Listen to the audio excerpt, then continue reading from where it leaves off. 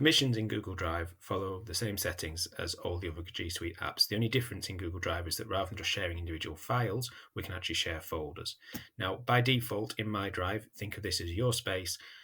Only you have access to things that are created in here. No one else can see them or even know they exist by default. You can choose to share them. So you'll notice a couple of my folders here have got a little person icon on them. That shows that I've shared those folders in some way.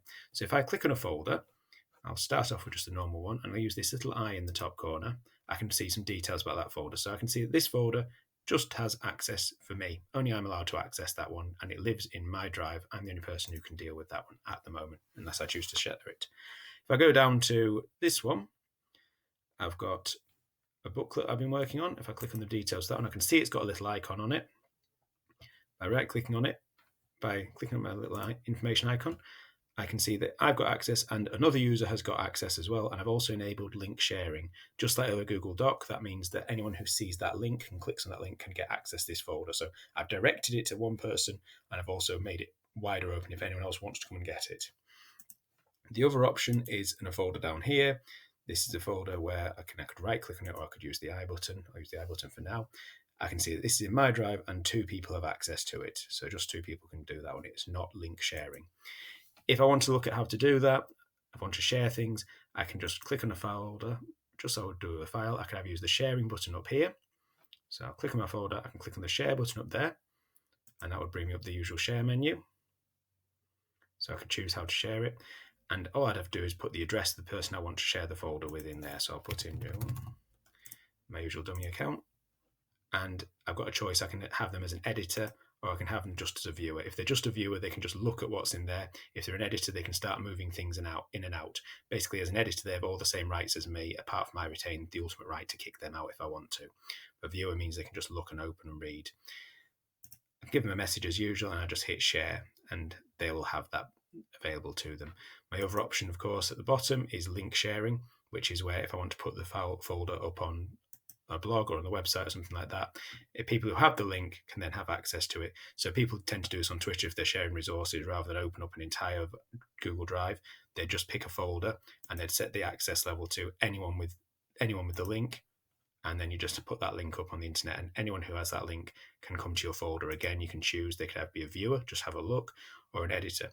So, for example, say you had lots and lots of reading resources you wanted to share online with people, you'd set it as anyone with a link, and you'd set it as a viewer, because if you had editor, you'd have people moving things around. If you wanted to keep it just a bit more in-house, you could set it Driffield Junior School, and again, the same options. So anyone in Driffield Junior School who had that link would be able to access it. Within an organisation, you're generally better off using this as an option to share it, but the link sharing is very useful if you want to share it to larger groups. So that is permission levels within Google Drive. One more just to look at, and just how I've used it, is I've got my 40 cover folder. Now, this is not a shared folder. I made the decision not to share the folder. And inside, if I go into this folder, I have got a Google Doc for each day I required cover. I mean, this is only an example of how to use it. So when someone has been covering my class, I've just put in a Google Doc with a date, and it's got information about what I want them to do in that lesson. And then you can see from the little icon next to it that is shared with the person who was covering me.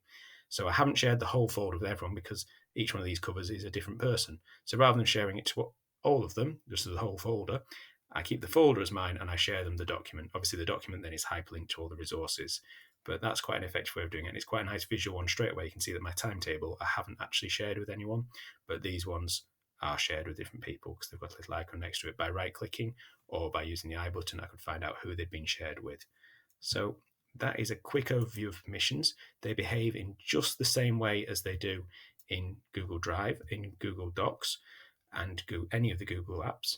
Shared Drive behaves ever so slightly differently because things in a shared drive by default are owned by everyone in the shared drive. So as soon as I create something in here, say I go into the Year 4 shared drive, any one of these 14 people or 3 groups immediately is shared with them and they hold access to it. And it had link sharing for anyone in Driffield Junior School in that group turned on as well.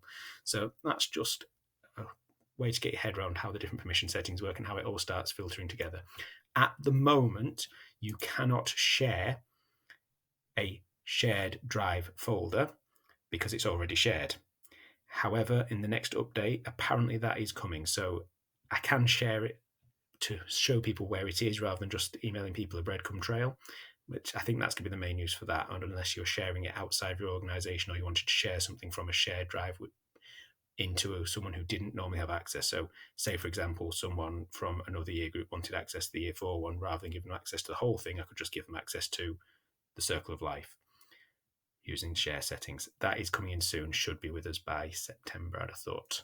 So have fun with it, try it out, and see how you get on.